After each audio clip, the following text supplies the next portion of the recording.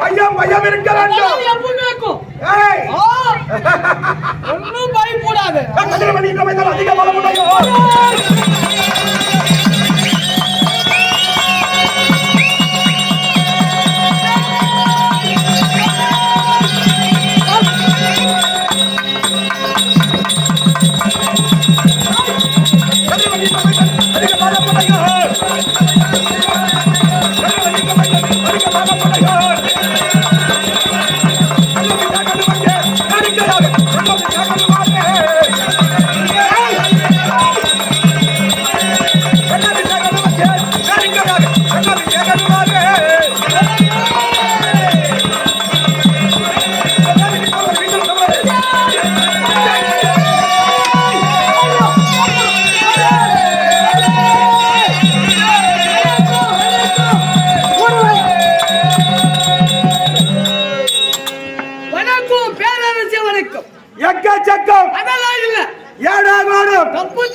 அகமான வார்த்தை எதுவுமே நடக்காது. பேசக்கூடாது. தவறு இல்லையா?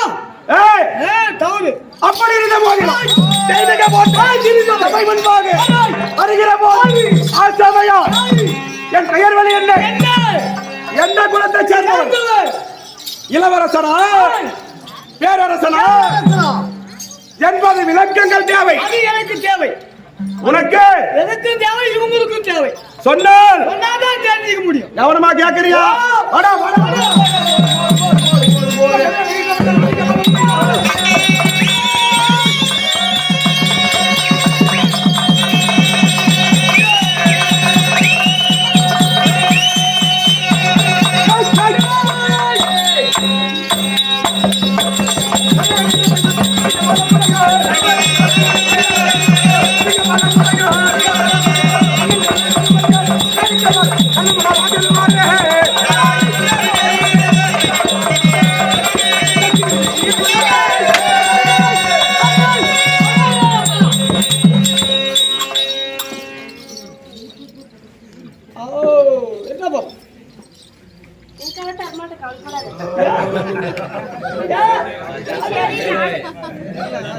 ராஜகுல மேடையிலே வருகிற போது அமைதியாக இருக்கக்கூடிய நோக்கம் என்ன?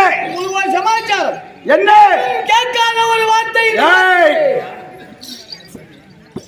எதை பேச வேண்டுமோ அதை நான் பேச வேண்டும்.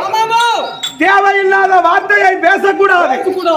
அப்படி அரசர் இந்த ராஜா கொழுமேடையிலே வருகிற போது அமைதி காக்கக்கூடிய காரணம் என்ன? என்றும் கேட்காத ஒரு வார்த்தை நான் இன்று காதார கேட்டிருக்கிறேன். உன் செவியால் இன்று நாளில் கேட்டிருக்கிறேன். இதுவரையும் கேட்காத ஒரு வார்த்தை இன்று நாளையிலே உன் செவியில் கேட்டிருக்கிறேன். கேளுப்பா.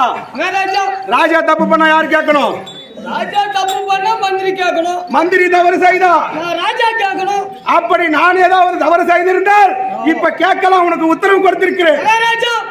அன்று நாளையிலிருந்து இன்று நாள் வரையிலும் நாட்டு குலசபைக்கு வருகிற போது ராஜா கொழுமேடையிலே வருகிற போது குடாய்வல்லன் கர்ணாபிஷேகன் அங்கு தேசாதிபதி அப்படின்னு நான் சொல்லிக் கொண்டு வருவதை நான் காதார கேட்டிருக்கிறேன். ஆனால் இன்று நாளையில் சொல்லியிருக்கிறாயே என்ன? கதிரவன் நின்ற மைந்தன். யார் சொன்னது? நீ சொல்லியிருக்கிறேன். என் வாயாலையா? நானா? ஐயோ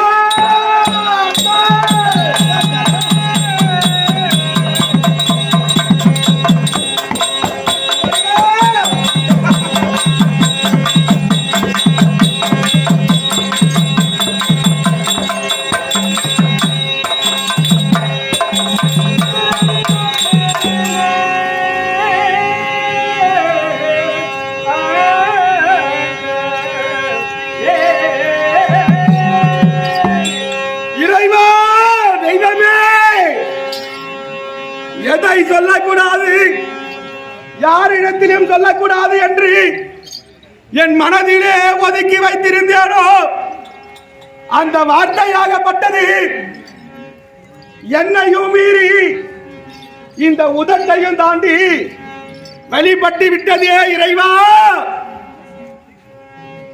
இன்று நாளையில் பார்த்தால் என்னுடைய நேரம் ஏதோ கெட்ட காலம் போல் தெரிகிறது. அதனால் வாய் பிதட்டமாகிவிட்டது. என்னையும் அறியாமல் சொல்லிவிட்டேன். ஆமாங்க. ஆனால் நான் வருவது வந்தால் வழியிலே தங்காது என்பார்கள். ஆமா. வரக்கூடியது வந்தால் வழியில் தங்காது. போகக்கூடிய நேரம் வந்தால் அது தானா நமக்கு சொல்லாமல் போய்விடும். அதனால் மந்திரியாரே, என்னையும் அறியாமல் இன்று நாளையில் கதிரோன் மைந்தன் என்று சொல்லிவிட்டேனே. கதிரோன் யார்? நீங்கள் யார்? கதிரோனுக்கும் உனக்கும் என்ன சம்மதம் இருக்கிறது? அப்படி என்பதை என்னிடத்தில் கேட்கிறார். ஆனால் ஒரு வார்த்தை, எப்படி இந்த ராஜ்யசபையிலே யார் யார் இருக்கிறோம்? யார் யார் பார்க்கிறோம்? நாம 2 பேர் மட்டும்தான் இருக்கிறோம். ஆனால் எனக்கு ஒரு உதவி செய்ய வேண்டும். இந்த 10 மேலும் 14 சண்டை முடியும் வரை நான் சொன்ன வார்த்தை உன் செவியால் கேட்டது யாரிடத்திலும் சொல்ல மாட்டேன் என்று எனக்கு ஒரு சத்தியம் செய்ய வேண்டும். மகாராஜா சொல்லு. யாருக்கும் சொல்ல மாட்டேன் மந்திரி. அப்படியானால் கதிரோன் யார், நான் யார், எனக்கும் கதிரோனுக்கும் என்ன சம்மதம் என்பதை போக போக சொல்லிக் கொண்டு வருகிறேன். எப்படி போக போக சொல்லிக் கொண்டு வருகிறேன். ஆனா மற்ற சமாச்சாரம் என்ன?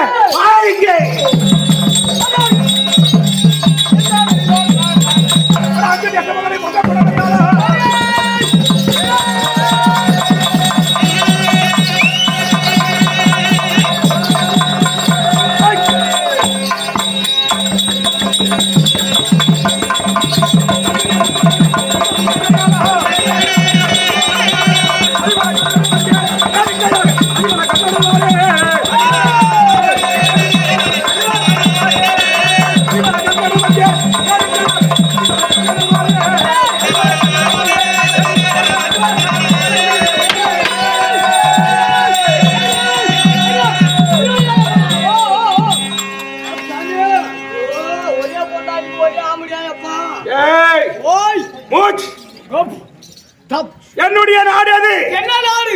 அங்கு. ஆமா. எங்க ராஜா தான் நீ சுடுகாட்டுக்கு ராஜா சொல்ற. அங்குனா எங்க? சுடுகாடு. சுடுகாடு அங்கு. இங்கு என்றால் இங்கு. இங்கு அப்படி என்று சொல்லக்கூடிய அங்கு என்றால் சுடுகாடு.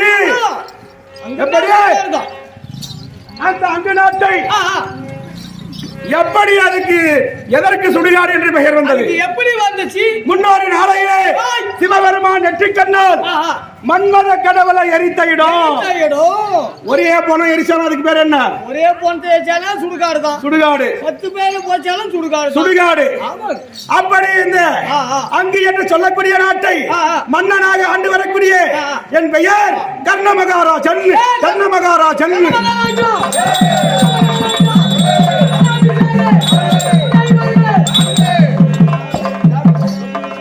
அப்படி கர்ணமகாராஜன் என்று சொன்னாரு.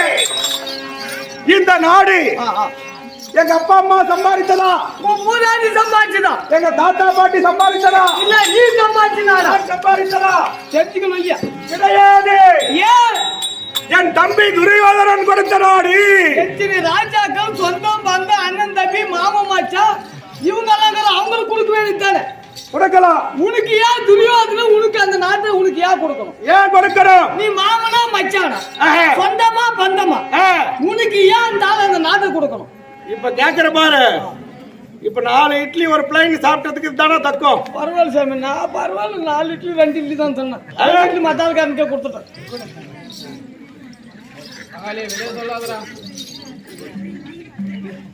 2 இட்லி மத்தால்காரனுக்கு. மந்திரியாரே, நண்பன் கொடுத்த நாடு, தம்பி துரியோதனன் கொடுத்த நாடு என்று சொல்கிறாரு. ஏன் கொடுத்தான்? எதற்கு கொடுக்க வேண்டும்? காரணம் என்ன? துரியோதனாதிகள் 100 பேர்கள், சரி பாண்டவர்கள் 5 ஆட்கள், 2 பேர்களுக்கு குருவாக இருந்து வில்வித்தை, ஏனையாட்டம், குதிரையாட்டம், வில்பயிற்சி, கதை பயிற்சி இப்படி கற்றுக் கொடுத்த குருநாதர் யாரு? துரோணாசிரியர். அப்படி கற்றுக் கொடுத்த உடனே பயிற்சிகள் முடிந்தது. இவர்களை பரிசோதித்து பார்க்க வேண்டும். ஸ்கூல்ல எல்லாம் பசங்களுக்கு பரீட்சை வைக்கிறாங்க. இந்த பயிற்சியிலே யார் சிறந்தவர்கள் அப்படி என்று பார்க்க வேண்டும் என்று சொல்லி டெல்லியாகி அஸ்தாபுரத்திலே என்ன செய்தார்கள்? வில்லரங்கேற்றம் ஏற்பட்டது. ஆமா, வில்லரங்கேற்றம் ஏற்பாடு செய்தார்கள். முதலாக தோணாசிரியர் வாத்தியார் யாரு? வாத்தியார் யாரா? வாத்தியார் யார் சாமி நம்மளுக்கு? தோணாசிரியர் அழைத்தார். யாரை? துரியோதனனையும் பீமனையும் அழைத்தார். இவர்களுக்கு என்ன பயிற்சி? கதை பயிற்சி. ஆமா, கதை பயிற்சி. இருவரையும் கதை பயிற்சி செய்ய சொன்னார். உடனே துரியோதனன் ஒருபுறமாக நின்றான், பீமன் ஒருபுறமாக நின்றான். இரண்டு பேரும் எடுத்து கலவையை சுழட்டி இருவரும் சண்டை செய்கிறார்கள். அப்படி சண்டை செய்கிற போது நல்லவனுக்கு நல்ல புத்தி, கண்டிப்பா கெட்டவனுக்கு கெட்ட புத்தி, எப்பயும் கத்த புத்தி செத்தாதவன் போவோம். அது என்னைக்கு நடக்கிறது, அதை மாற்ற முடியாது. துரியோதனன் முறை தவறி அடிக்கிறான். அவன் மந்த புத்திக்காரன். பீமசேனன் முறையோடு அடிக்கிறான். உடனே இதை போல உடனே தோணாசிரியர் பார்த்தார். ஓ, இது பெருசா சண்டையாகிற போல இருக்கிறது. எப்படி? பெரிய சண்டையில் போய் முடிந்துவிடும். அதனால் இருவரையும் தடுத்து நிறுத்தினார். பீமன் ஒருபுறமாக போய் அமர்ந்தார், துரியோதனன் ஒருபுறமாக அமர்ந்தார். அவர்களுடைய பயிற்சி முடிந்தது. அடுத்தபடியாக வில்லிலே சிறந்தவன் யார்? அப்படி என்று பாண்டவர்களை நடுநிறுத்த அர்ஜுனனை அழைத்தார். ஆமா, அவன் அழல, இவர் தான் கூப்பிடுறாரு. உன்னுடைய வித்தை திறமை, உன் விண்பயிற்சியை செய்து காட்டு. நீ காட்டு, உன்னுடைய திறமையை காட்டு. அது சரி. அப்படி என்று சொன்னவுடனே உடனே அர்ஜுனன் வந்தான். ஒரு மந்திரத்தை சொன்னான், விடுத்தான் கடையை. எப்படி? ஒன்றுக்கு 10, 10க்கு 100, 100க்கு 1000, 1000க்கு 10,000, 10,000க்கு லட்சம், லட்சத்துக்கு கோடி, கோடிக்கு சங்கமம், மகா சங்கமம். அப்படி என்று சொல்லி அப்படியே இந்த பானங்கள் போய் கொண்டிருக்கிறது. உடனே பார்த்தார்கள், இதை போல ராஜாக்கள் அமர்ந்து கொண்டிருக்கிறார். டெல்லியாகி அஸ்தாபுரத்திலே இந்த அர்ஜுனனை தவிர வில்பயத்திலே சிறந்தவன் யாருமே கிடையாது. ராஜாக்கள் அமர்ந்து கொண்டிருக்கிறார். குரு பெரியவர்கள் அவருக்கு ஆராபாரம் செய்கிறார்கள். இந்த வில்பயத்திலே அர்ஜுனனை போல் சிறந்தவன் இந்த உலகிலே யாரும் கிடையாது. அங்க போன செய் போடுறது பக்கம் மாறி. அப்படி என்று சொன்ன உடனே தர்மர் ஒரு புறம் ஓடி வருகிறான், பீமன் ஓடுகிறான், கட்டி பிடிக்கிறான், முத்தம் கொடுக்கிறான். தம்பி அர்ஜுனா என்று நான் என்ன செய்தேன்? அந்த ராஜ்யசபையிலே ஒரு ஓரமா நான் யாரு? சேர்பாகனுடைய பிள்ளை என்பது காரணத்தினால் ஒரு ஓரமாக்குறேன். ராஜகுமாரன் கிடையாது. உடனே எனக்கு வந்ததுனால எப்படி ராஜகுமாரர்கள் மட்டும் அனுமதி வந்தவனுக்கு போனவனுக்கெல்லாம் அனுமதியா? ராஜாக்களுக்கு மாத்திரம் தான் அனுமதி. பில்லரங்கத்திலே ஒரு ஓரமாக அமர்ந்து கொண்டிருக்கிறேன். நம்மளுடைய திறமையை பார்க்காமல் அர்ஜுனன் தான் சிறந்தவன் என்று சொல்கிறார்களே. உடனே எனக்கு வந்தது கோபம். எடுத்தேன் காட்டி வந்தேன், கொடுத்தேன் மானத்தை, விடுத்தேன் கடையை. அப்படி விடுத்தவுடனே அர்ஜுனன் செய்ததை விட 2 மடங்கு அதிகமாக வில்பயிற்சி செய்து காட்டினேன். உடனே அதே சபையோர்கள் அமர்ந்து கொண்டிருந்தார்களே.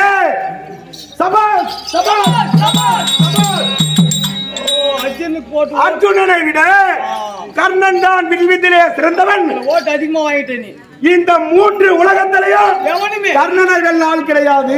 அந்த பக்கம் இருந்தாலும் அந்த பக்கம் மாறிடுச்சு. அர்ஜுனனுக்கு எத்தனை பக்கம், எத்தனை பேர், எந்த உலகத்துல? ஒரு உலகம். கர்ணனுக்கு இந்த 3 உலகங்களையும் வெல்ல கர்ணனை விட வில்வித்திலே சிறந்தவர் கிடையாது. அப்படி என்று ஆராபாரம் செய்கிறார்கள். அப்படி செய்த உடனே ராஜசபையில் நிற்கிறேன்.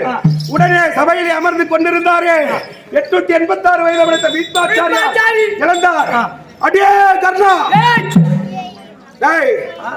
தாய் பேர் தெரியுமா? தந்தை பேர் தெரியுமா? உன் குலம் என்ன? ராஜகுமாரனா? அப்படி என்று சொன்னால் நான் எதை சொல்வேன்? இறைவா, அப்படியே கை கட்டி தலை குனிந்து வெக்கப்பட்டு வேதனைப்பட்டு ராஜசபையிலே கண்கலங்கி நிற்கிறேன். மந்திரி ராஜகுமாரன் என்று சொல்வேனா? என் தாய் தந்தை பேரை சொல்வேனா? என்ன சொல்றது? நான் எந்த குலத்திலே பிறந்தவன் என்று சொல்வேனா மந்திரி?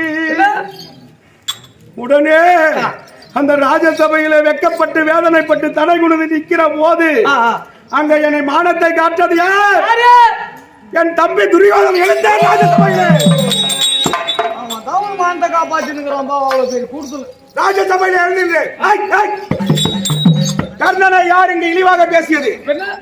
ராஜகுமாரன் தான் இந்த வில்லரங்கேற்றத்திலே கலந்து கொள்ள வேண்டுமானால் எனக்கு சொந்தமான எனது ஒரு பகுதியான அஷ்டாபுரத்திலே ஒரு பகுதியான நாடை அங்கு என்று சொல்லக்கூடிய மாற்றுக்கு இப்பொழுதே மன்னராட்சியில்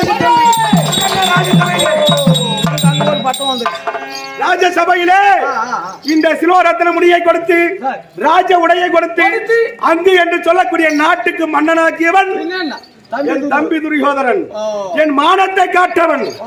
அதனால் அதுதான் எனக்கு அங்கு நாடு அப்படி கிடைத்தது. ஆனால் மற்றது ஆனா அங்கு நாட்டில் எனக்கு என்ன வேலை? வராங்க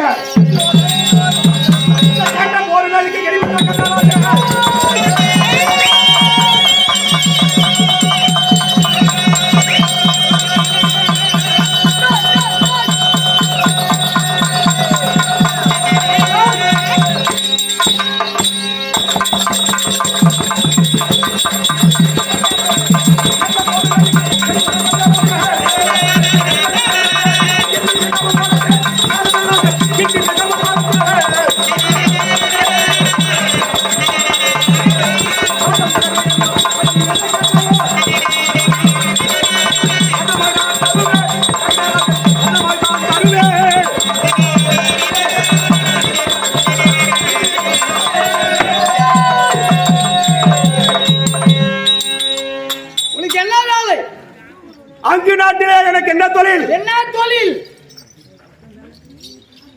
ஏழை எளியோர் பாமர மக்கள் யார் வந்த போதும் இல்லை என்று சொல்லாமல் பொன்பொருளை வாரி வாரி வாரி கொடுக்கக்கூடிய தொழில் தான் என் வேலை. என்னுடைய தொழில். யார் வந்து கேட்டாலும் சரி. ஆமா. எப்படி கொடுக்கிறேன்? ராமா லட்சுமணா என்று சொல்லக்கூடிய இரண்டு களஞ்சியத்தை என் தம்பியாகிய துரியோதனன் கொடுத்திருக்கிறார். பகல் எல்லாம் அந்த பொன்பொருளை வாரி வாரி கொடுத்து அந்த பொன்பொருள் குறைந்தால் மீண்டும் சாயந்தரம் ஓடி வருவான். ஓடி வந்தவுடனே என் தம்பியாக துரியோதனன் அந்த தனரேக படைத்த கையை அந்த ராமலட்சுமணா என்று சொல்லக்கூடிய களஞ்சியத்திலே வைத்தால் மீண்டும் பொன்பொருள் நிரம்பிவிடும். கை வச்சு காலையில இருந்து வாரி வாரி கொடுக்கறதான். ஆமா. தம்பி துரியோதனன் கொடுக்கக்கூடிய பொற்பொருளை வாரி வழங்கி குடைவள்ளல் கண்ண மகாராஜன். அங்க வந்ததான் உங்களுக்கு அங்க பேரு. எப்படியா? குடைவள்ளல் மாமியால் சேர்த்து மருமக தானம் பண்ண மாதிரி. ஏன்டா அப்படி சொல்ற? எல்லாம் அப்படிதாங்க. என்ன கதை? கஷ்டம் தெரிஞ்சா நம்மளுக்கு கொடுக்கறதுக்கு அந்த கஷ்டம் தெரியும். யாரோ கொடுக்கறத வாரி வாரி கொடுக்கறதுக்கு நோக்குதா? மாமியார் சம்பாஷா மருமக வாரி வாரி கொடுக்குவாங்க. அந்த மாதிரி யாரோ கொடுத்தது வாரி கொடுக்கறதுக்கு நமக்கு என்ன போய் அப்படி